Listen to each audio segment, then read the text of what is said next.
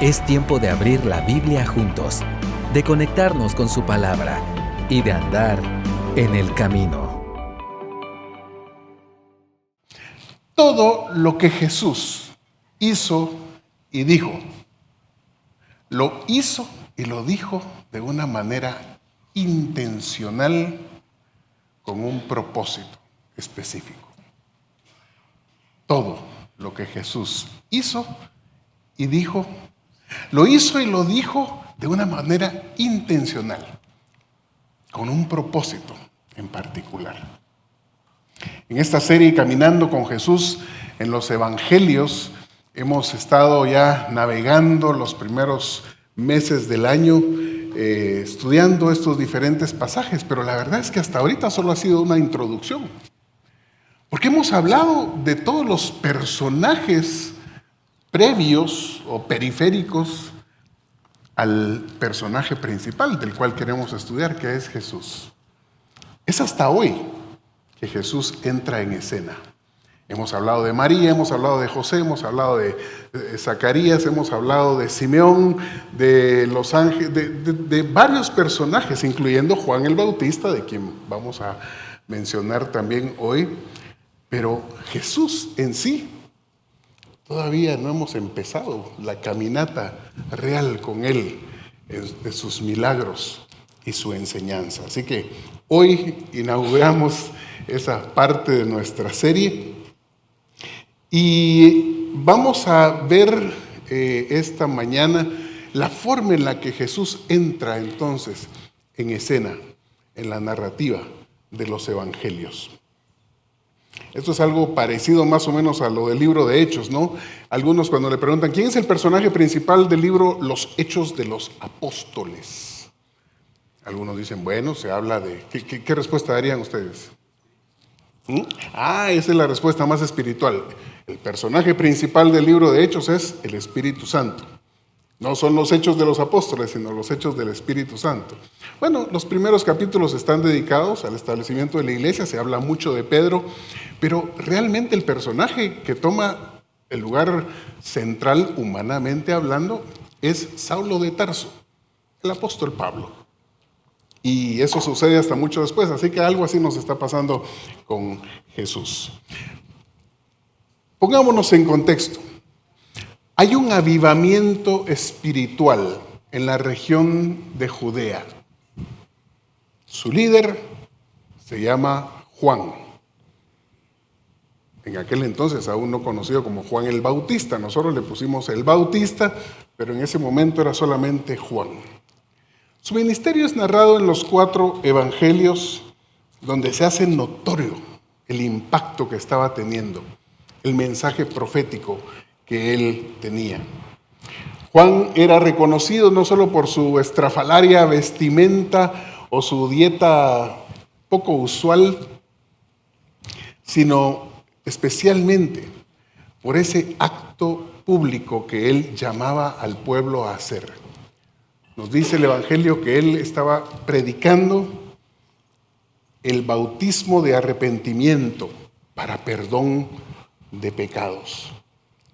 Extraño para ese entonces, que la gente viajara desde Jerusalén y desde todos los alrededores ahí de la región de Judea a este río Jordán que atraviesa la tierra de Israel y se sumergiera en el agua como un acto de arrepentimiento de pecados. Ciertamente desde la antigüedad los lavamientos en agua expresaban un poco esa intención de purificación, era incluso un mandato de la ley de Moisés hacerlo. Pero lo revolucionario de Juan era que estaba predicando este bautismo de arrepentimiento para perdón de pecados. Anteriormente un personaje allá en el Antiguo Testamento, un general sirio, Naamán, ya se había lavado en el Jordán, por cierto, a regañadientes, por mandato o por consejo del profeta Eliseo, para ser limpio de lepra. Pero en este tiempo de Jesús, La peor lepra que el pueblo estaba padeciendo era el pecado, era el haberse apartado de los caminos del Señor. Y este era el ministerio de Juan. Y la gente dice que acudía por multitudes a realizar este acto bautismal, esta confesión pública. Juan denunciaba el pecado de diferentes grupos de la sociedad en ese entonces, sin reservas, sin cortapisas. Y de pronto aparece alguien que para todos era un extraño. Recordemos que Judá y la región del Jordán, en donde Juan estaba desarrollando su ministerio, estaba más al sur, donde estaba Jerusalén, cerca de la ciudad de Jericó, se cree, y Jesús venía del norte, de Nazaret. Entonces era un perfecto desconocido para todos, menos para Juan. ¿Por qué? Bueno, la tradición establece ese parentesco que no sabemos exactamente cuál era, porque se nos dice en el Evangelio de Lucas que Elizabeth, la madre de Juan, era parienta de María, la madre de Jesús. Posiblemente primas, quizá tía, había una diferencia de edad bastante marcada. Elizabeth era mucho mayor que María, pero particularmente Juan y Jesús se llevaban muy poca diferencia, 6 meses de edad apenas. Y yo no sé cuántos de ustedes crecieron con primos, así que de su misma edad, y no sé qué relación han tenido ustedes con sus primos, con sus primas, pero es una relación muy peculiar. Más bien pareciera como que Juan y Jesús de pronto eran algo así como primos hermanos o primo algo lejano. Pero lo cierto es que se conocían, eran contemporáneos, probablemente se habían visitado, habían jugado juntos, algo por el estilo. Y cuando Juan ve aparecer a Jesús, como decía Luis, en la fila de los pecadores para ser bautizado, el primer encuentro de ellos, recuerdan que fue cuando María visitó a Elizabeth, y Juan estaba en el vientre de su madre Elizabeth y Jesús de María. ¿Cómo fue el saludo que le dio Juan a Jesús? Pegó un brinco, ¿no? Hay señoras en estado de embarazo que el bebé brinca bastante, ¿verdad? Bueno, pero aquí esto fue por llenura del Espíritu Santo. El saludo que Juan le dio a Jesús en esta ocasión, pues de pronto fue parecido, también pegó un brinco, pero de susto, de sorpresa, porque no se esperaba que su primo estuviera haciendo la fila con los pecadores para ser bautizado, para arrepentimiento, para perdón de pecados. No es sino hasta los minutos previos a su bautismo que Juan identifica plenamente quién es este Cordero de Dios que quita el pecado del mundo. Este que vendrá después de él, de quien Juan decía, no soy digno de desatar la correa de su calzado, una labor propia de los esclavos. Y que en lugar de bautizar con agua como él lo hacía, bautizaría en Espíritu Santo y fuego. La pregunta entonces que nos hacemos es, ¿por qué se bautizó Jesús? Creo que este micrófono estará prendido, ¿no? ¿Por qué se bautizó Jesús? ¿Tenía pecados de los cuales arrepentirse? La respuesta está en uno de estos evangelios, y yo lo que he hecho es poner en un cuadro la narrativa de este bautismo de Jesús que van a ver en la pantalla, pero como está la letra un poquito chiquita, le he pedido a los ujieres que por favor, aquellos que tengan dificultad para ver acá el texto de las pantallas, pues les puedan entregar por favor una copia. Levante su mano si quiere ver este cuadro de una manera más clara. Y aquí tal vez van a necesitar, sí, ahí hay ya varias personas repartiendo. Pida una de las hojas, por favor, porque es importante armar el rompecabezas entre las 4 narrativas que tenemos de los evangelios. Y en este momento vamos a ver lo que nos dice el evangelio de Mateo. Mateo capítulo 3, versículo 13 nos dice, para responder a la pregunta, ¿por qué Jesús se bautizó? Dice así la palabra de Dios, Mateo 3, 13, estoy leyendo la versión Reina Valera 1960. Entonces Jesús vino de Galilea a Juan al Jordán para ser bautizado por él. Mas Juan se le oponía, diciendo, yo necesito ser bautizado por ti, y tú vienes a mí. Pero Jesús le respondió, deja ahora, porque así conviene que cumplamos toda justicia. Entonces le dejó. ¿Por qué se bautizó Jesús? Era la primera pregunta que se estaba haciendo Juan, y Jesús, este diálogo solo lo transcribe Mateo, no lo narra ninguno de los otros evangelios. La gente solo está diciendo, ¿por qué se tarda tanto en bautizar? Habemos varios esperando acá. ¿Qué están discutiendo esos dos? Porque es necesario, así conviene que cumplamos toda justicia. Mis hermanos, Jesús vino a cumplir la justicia de Dios, desde el principio hasta el final. Recordemos que su sacrificio es la obra de justificación, es satisfacer lo que la justicia de Dios demandaba, que sin derramamiento de sangre no hay perdón de pecados. Y Jesús entonces viene a hacer esa obra de sustitución en nuestro lugar, que es la que celebramos justamente en momentos como la Cena del Señor. Cristo no viene como espectador externo de la condición humana. Entra a nuestra historia, se encarna como uno de nosotros para identificarse completamente. Se pone en fila con los pecadores. Pero Jesús no tenía nada de qué arrepentirse. Nuestra fe afirma la impecabilidad de Cristo. ¿Qué significa esto? Bueno, lo que dice Hebreos 4:15. Que Cristo fue tentado en todo según nuestra semejanza, pero sin pecado.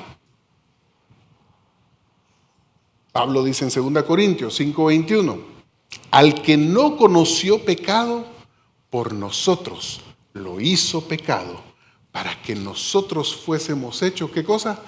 Justicia de Dios en él. Así que Jesús no tenía necesidad de hacer esto. Lo hizo por obediencia. Lo hizo lleno de esa mansedumbre y humildad que Él nos invita a aprender de Él. ¿Recuerdan el pasaje donde Él dice, venid a mí todos los que estáis trabajados y cargados, yo los haré descansar? Aprended de mí, que soy manso y humilde de corazón, y hallaréis descanso para vuestras almas. Este fue un acto de mansedumbre, de humildad, ponerse bajo la autoridad de Juan, de forma humilde, en obediencia a lo que después él iba a esperar de sus seguidores. Por eso es que en la gran comisión Jesús se encargó diciendo, enseñándoles que guarden todas las cosas que les he mandado, bautizándoles ¿qué? En el nombre del Padre, del Hijo y del Espíritu Santo. El bautismo iba a ser la otra de esas ordenanzas que el Señor esperaría que todos sus seguidores siguieran. Y mis hermanos, no hay nada más difícil para nosotros de hacer que hacer aquello que no nos toca hacer, que no estamos obligados a hacer. ¿No les parece? Cuando tú no tienes que hacer algo, cuando no se espera que hagas algo, pues ¿para qué hacerlo? Yo tuve mi propio proceso de esos en mis años de estudiante en el Seminario Teológico Centroamericano. Ahí había un rector en la época en la que yo era estudiante, el legendario doctor Evis Carballosa. Y don Evis se planeó, o el Señor le mostró la necesidad de que los estudiantes del seminario, aquellos que estábamos internos ahí, que vivíamos también en el CETECA, hiciéramos algo que él le llamó trabajo voluntario. ¿Y en qué consistía el trabajo voluntario? Consistía en que a nosotros nos correspondía barrer, trapear, limpiar las aulas del seminario y diferentes áreas del seminario. Se ahorraba presupuesto y se nos enseñaba a que antes de ser pastores y antes de ser predicadores, misioneros y todo lo que uno va a prepararse al CETECA para hacer, uno tenía que ser también siervo. Hacer algo que no muchos estábamos muy motivados a hacer. Yo recuerdo tomar la escoba, el trapeador en esas aulas de clase y decir, pero si yo vine aquí a estudiar Biblia y teología, ¿por qué me ponen a hacer este trabajo de mantenimiento, de limpieza? No es eso a lo que vine acá. Me tomó trabajo aceptar eso y hacerlo de buena voluntad. Parece que ya lo quitaron, ¿verdad? Ya no lo practican en este momento, pero vaya que nos hizo bien en aquel momento. Recuerdo una vez que dejé en la pizarra anotado, algunos de nosotros nacimos y fuimos llamados para hacer trabajo intelectual. Se investigó quién había sido el autor de ese texto y no la pasé muy bien. Jesús estuvo dispuesto a hacer algo que no le tocaba hacer, que no se esperaba que él hiciera. Y lo hizo en obediencia. Y eso es lo que hace que suceda lo que leemos a continuación. No todos los detalles del bautismo de Jesús son narrados por todos los evangelios, como podemos ver acá en este cuadro. Esa conversación previa entre Jesús y Juan, el bautismo en sí, solo los primeros 3 evangelios se dan cuenta que habla del bautismo en sí. De hecho, los primeros 2. Hay otros que guardan silencio acerca de algunas cosas que sucedieron en esa escena. Pero si hay una que los 4 narran, tiene que ver con lo que sucedió después que Jesús fue bautizado. Leamos ahora la narrativa de Juan, donde, realmente está en todos, lo podemos ver en cualquiera de los evangelios, pero acá es en donde tenemos la manifestación clara y simultánea, por primera vez en la historia bíblica, de el Dios Trino, de la Trinidad. Por primera vez se logran ver 3 diferentes entes divinos presentes en una escena. Cuando describe allí que Jesús subió del agua y orando, se escucha una voz del cielo que dice las palabras, tú eres mi hijo amado. Hay un padre, un hijo, pero luego se ve una presencia más. El Espíritu descendiendo en él como una paloma, nos dicen los diferentes evangelios. Todos tenemos en nuestra mente esa escena, ¿no? De Jesús metido en el agua, así, ¿verdad? Con Juan a la par y un gran resplandor del cielo y la palomita bajando ahí, no sé si se le paró en el hombro, bajó en la cabeza y todo. Y la razón por la que no estoy usando una presentación hoy es porque me gustaría que esa imagen que tenemos la borremos, por favor, dele delete.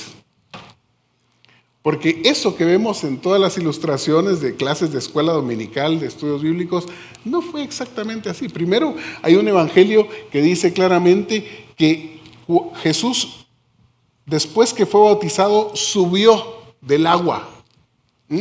Marcos lo repite, cuando subía del agua.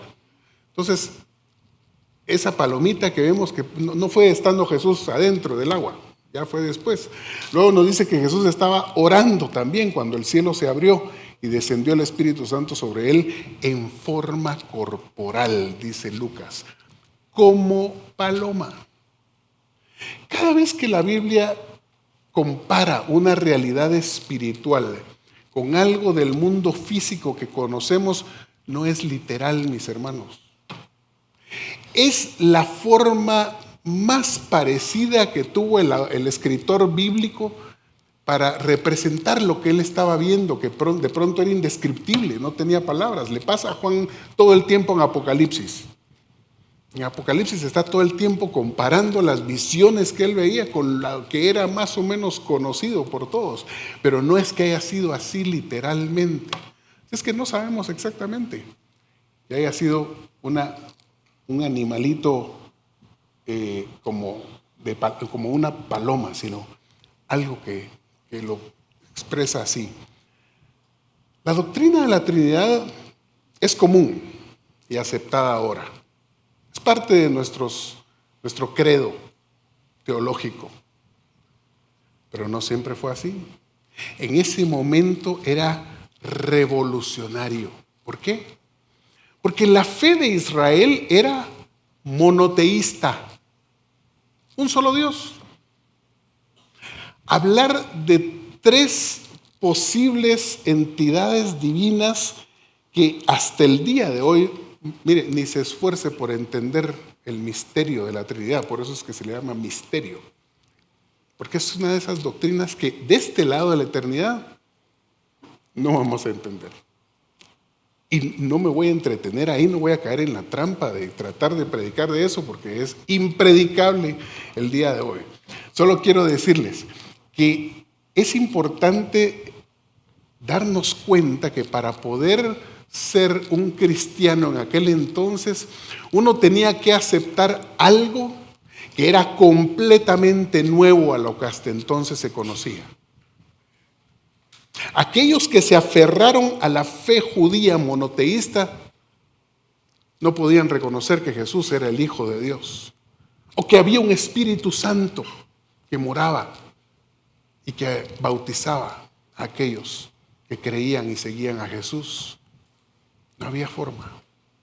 Y mis hermanos, aquí entonces pienso un poquito en lo que son algunos de nuestros esquemas mentales, algunas de las maneras de pensar que algunos tenemos que son tan rígidas y tan cerradas que no nos permiten abrir nuestro entendimiento, abrir nuestro corazón a las cosas nuevas que a veces Dios quiere hacer. En ese momento Dios estaba haciendo algo totalmente nuevo, revelándose de una manera diferente a como lo había hecho en el Antiguo Testamento. Y solo aquellos que estaban dispuestos realmente a ver, a discernir, a entender esta nueva revelación que Dios tenía, tuvieron la fe para poder ser llamados hijos de Dios. Se necesita hacer una segunda y hasta una tercera lectura del Antiguo Testamento de aquel entonces para darse cuenta que esta revelación de la naturaleza del Dios Trino no era algo realmente nuevo. Ya el Antiguo Testamento hablaba muchísimo del Mesías, del enviado de Dios, que sería como él, del Espíritu presente también, desde Génesis. Entonces, el Señor nos ayude a no cerrar nuestra mente muchas veces. Queremos meter a Dios en una camisa de fuerza, a veces, de nuestra teología, de nuestra conveniencia, de nuestro entendimiento limitado. Y Dios es mucho más grande. Y nos ha dejado suficiente revelación en su palabra para que le demos una segunda, una tercera, una cuarta, una quinta lectura para poder ver con detenimiento qué es lo que Él tiene allí para nosotros. Esta revelación de un Dios trino realmente no fue tan pública como creemos. Ese es otro de los mitos, no le quiero llamar mito porque no sabemos a ciencia cierta. Todos creemos que todos los que estaban ahí vieron y oyeron lo que nos narran los evangelios. ¿No es así? Pensemos por un momento. Entonces, este ya es el primer ejercicio de romper esquemas mentales que les estoy poniendo. ¿Qué hubiera pasado si todos los que estaban ahí presentes, que eran multitudes, nos dice que llegaban a escuchar a Juan y a ser bautizados, hubieran escuchado esa voz del cielo? Este es mi Hijo amado, en el cual tengo complacencia. Automáticamente hubiera habido una adhesión pública a Jesús. De ahí lo agarran y lo llevan directo a Jerusalén para hacerlo rey, como quisieron hacer 3 años más tarde. El ministerio de Juan hubiera terminado automáticamente.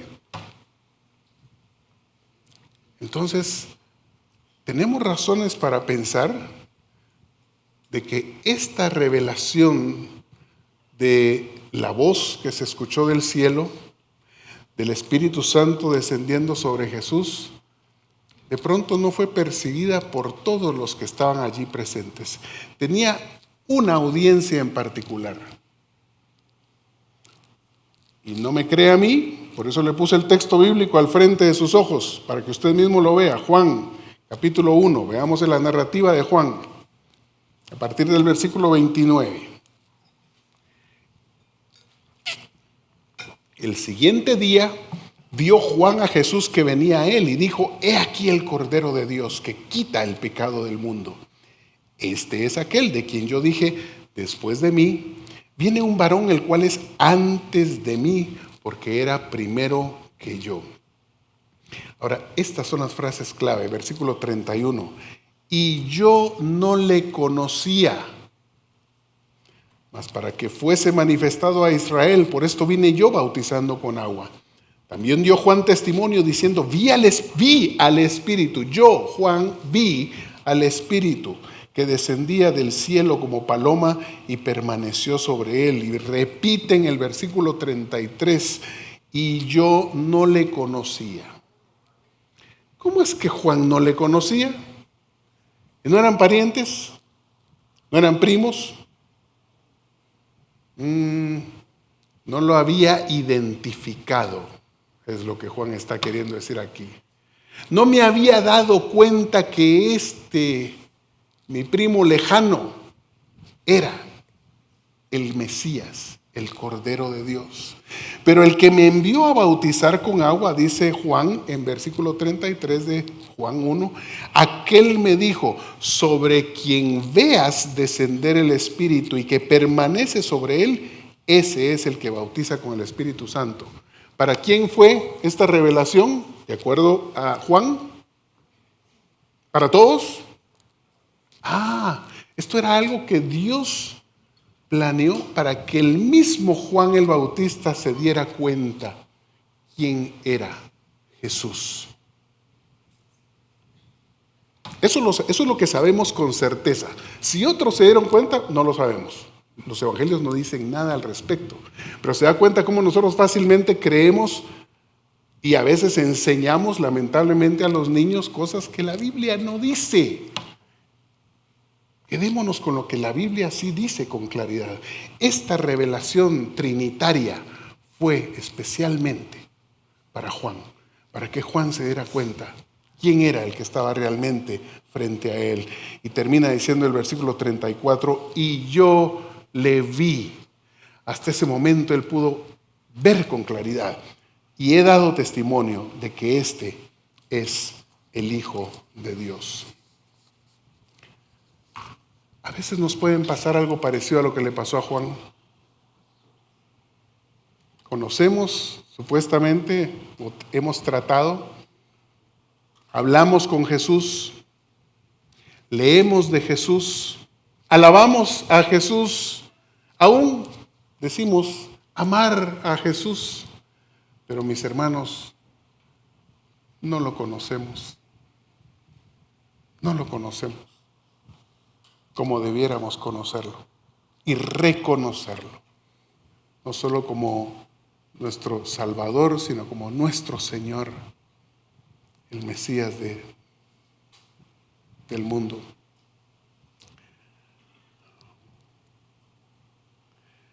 Y qué lindo, perdonen la publicidad acá, pero los días miércoles tenemos un grupo en el cual ya hemos estado caminando con Jesús en los evangelios durante todo el año y seguimos determinados a aprender más de Jesús para ser más como Cristo. Es el estudio bíblico transformacional que tengo el privilegio de liderar juntamente con mis hermanos Rodolfo y Ruli Díaz.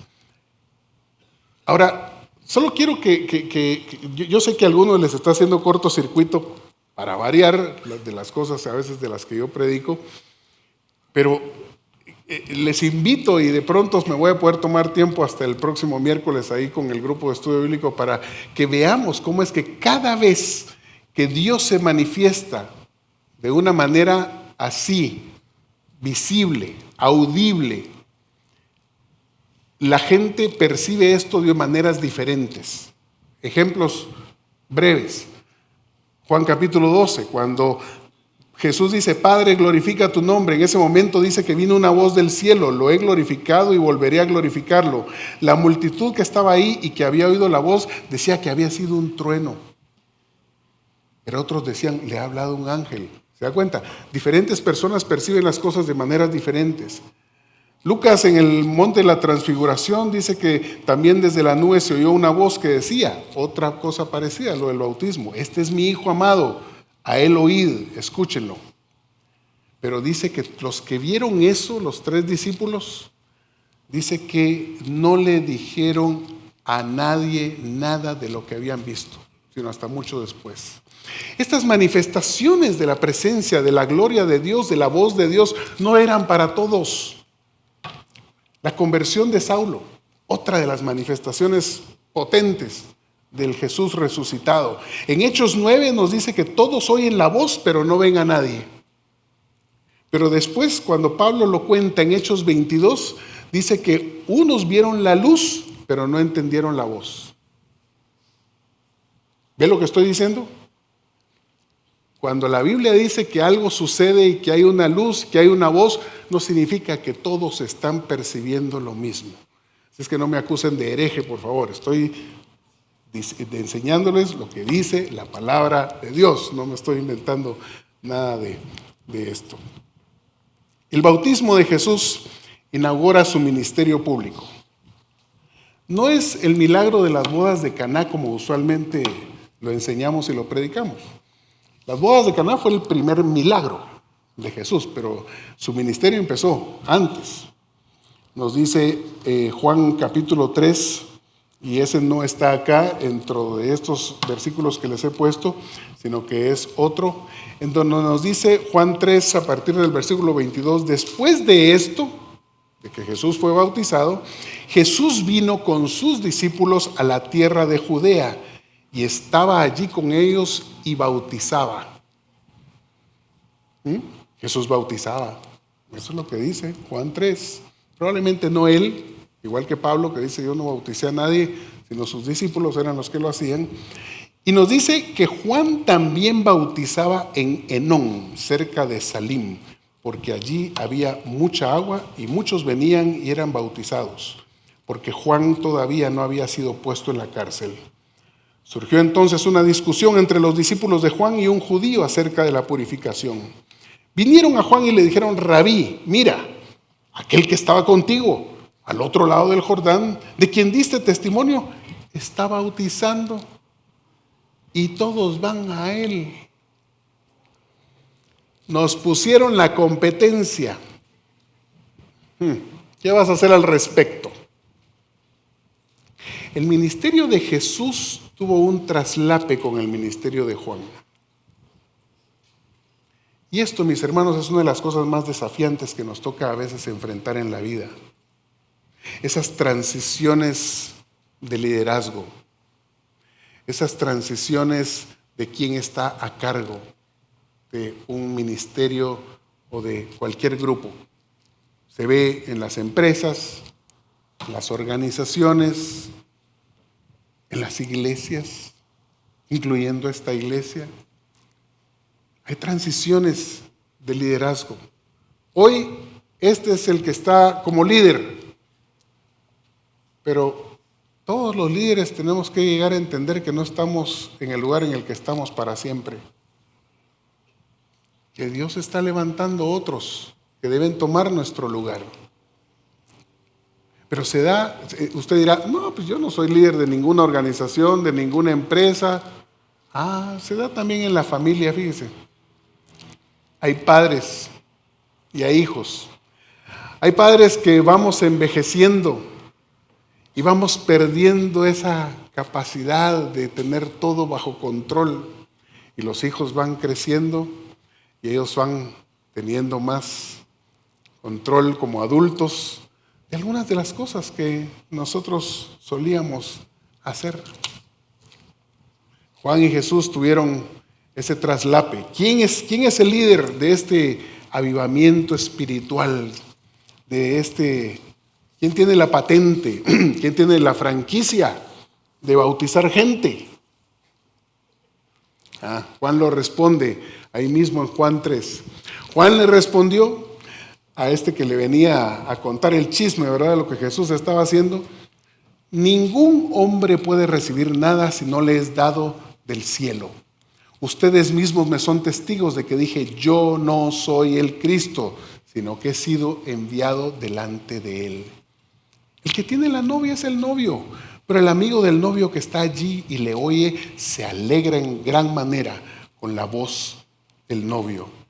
Y por eso este gozo mío se ha completado. Y aquí viene la frase más importante que todos conocemos y recordamos acerca de Juan. Es necesario que él crezca y que yo mengüe, dice la versión tradicional, que yo disminuya. Esa transición de liderazgo en donde uno crece y otros tenemos que disminuir. Yo estoy pasando por ese mismo proceso, mis hermanos, en la organización en la cual Dios nos ha permitido servir a mi esposa y a mí ya por 36 años. Reconocemos de que nuestro tiempo de entregar el liderazgo a una nueva generación ha llegado. Nos dimos cuenta primero desde el cambio de siglo. Después del año 2000, el mundo empezó a tener un cambio acelerado en donde algunos de nosotros viejos ya no le mantenemos el ritmo, fíjense. Ya no. Y saben, lo más dramático fue después de pandemia. El mundo después de pandemia ya no es el mismo. ¿Y saben qué nos vino a dar el tiro de gracia a algunos boomers? La inteligencia artificial. Si usted cree conocer todo lo que está pasando en el mundo actual con la inteligencia artificial, ¿sabe qué? Mejor démosle espacio a los jóvenes. Es necesario que ellos crezcan y nosotros menguemos. Es hora de hacer el check-out. No estoy mandando a nadie al cementerio, por favor, no me malentiendan. Pero, ¿cómo nos cuesta soltar? Es difícil. Pero quiero decirles, si tú eres la persona que tiene todo el poder y toda la autoridad en tu casa, en tu empresa, suelta. Si tú eres el único que tiene control de las cuentas bancarias de la familia, suelta. Si tú eres el que toma todas las decisiones importantes, let it go. Si quieren se las canto.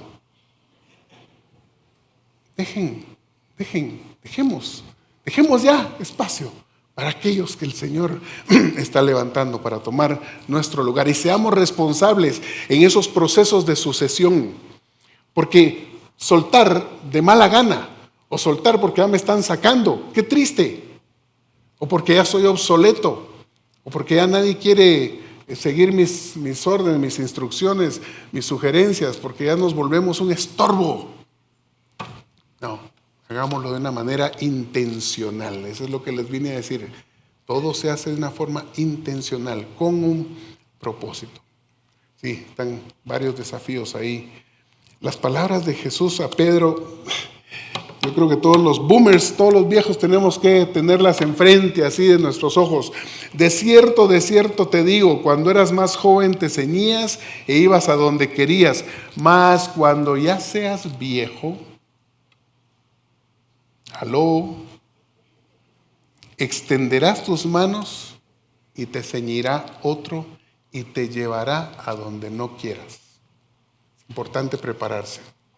Y por eso los miércoles en el estudio bíblico transformacional, ahí va el anuncio otra vez, estamos hablando de esos procesos de envejecer también, con gracia, con sabiduría. Bienvenidos para los que quieran unirse. Necesito terminar con la parte final de esta escena. Y hubo una voz de los cielos que decía: este es mi Hijo amado, en quien tengo complacencia.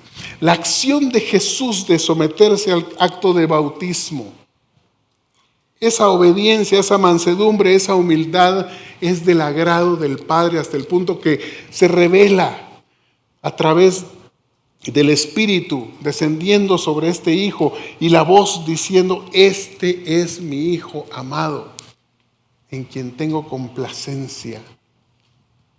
El Padre expresa su complacencia con su Hijo. Es uno de mis saludos favoritos de cumpleaños con mi hijo Andrés, a quien algunos de ustedes conocen y está aquí hoy con nosotros.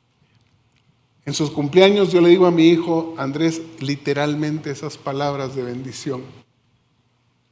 Más como lo pone Marcos y lo pone Lucas, porque ahí no es este es mi hijo, sino tú eres. Otra vez, las palabras de Dios no son para todo el mundo, son para gente en particular. Tú eres mi Hijo amado, en ti tengo complacencia. Papás, bendigan a sus hijos con esas palabras. Tómese el tiempo de darle a sus hijos esas palabras de bendición, como las que el Padre le dio a Jesucristo en este pasaje. Y hijos, antes de pretender tomar el lugar de sus papás en la casa, primero se requiere obediencia para poder ser bendecidos por sus papás también y recibir estas palabras de bendición. El bautismo de Jesús cumplió varios propósitos. Jesús lo hizo de una forma intencional. Sacó de base a Juan, pero el propósito era hacer esa manifestación por primera vez del Dios Trino en un lugar e inaugurar su ministerio. A partir de aquí seguimos caminando con Jesús en los evangelios. Vamos a orar. Señor, en esta hora te damos gracias por tu palabra. Gracias por el ejemplo de Jesús. Gracias por esa humildad, mansedumbre, obediencia, de la cual todos tenemos que aprender. Y por ello, Padre, te damos gracias en esta mañana. Pedimos de que así como enviaste a tu Espíritu en ese momento para sellar, para ratificar, para validar la identidad de Jesús como el Mesías, el Cordero de Dios, aquel mayor que Juan, lleno de gracia y de verdad, también nosotros podamos tener ese recurso en nuestra vida, Señor. Escuchar esas palabras, Señor, de tu parte, llamándonos que somos tus hijos, amados, y que te complaces, Señor, en lo que hacemos o en lo que dejamos de hacer, que a veces es más difícil. Gracias nuevamente por este ejemplo y que ese carácter de Cristo pueda ser más y más formado en las vidas de mía y de mis hermanos en este estudio y esta serie que estamos teniendo este año. En el nombre poderoso de Jesús oramos. Amén. Amén. Invitamos nuevamente a aquellos que quieran tomar la clase preparatoria del bautismo.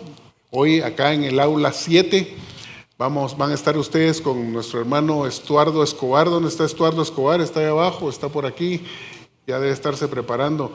Fíjense que con Estuardo compartimos, no solo los que lo conocen, no solo compartimos el mismo nombre, en el programa habían puesto que yo también iba a dar la clase, Estuardo Salazar, y era Estuardo Escobar. No solo compartimos el mismo nombre, sino también el mismo look. Los dos tenemos esas cabezas perfectas que hay que lucirlas y las hemos despojado de toda cabellera. Así que clase bautismal se reúne ahorita después del servicio en el aula 7 con Estuardo Escobar. Y ya que hemos tenido esta introducción trinitaria, yo les invito a ponerse de pie y recibir todos esta bendición trinitaria también que encontramos en 2 Corintios 13:14. Que el amor de Dios el Padre, la gracia de Dios el Hijo y la comunión del Espíritu Santo sea con todos ustedes, ahora y siempre. Amén. Estamos despedidos. También a los hermanos de Facebook, gracias por acompañarnos. Les esperamos el próximo domingo. Gracias por acompañarnos hoy. Esperamos que vuelvas y sigas conectado con la palabra. También te invitamos a que nos sigas en nuestras redes sociales. Hasta pronto.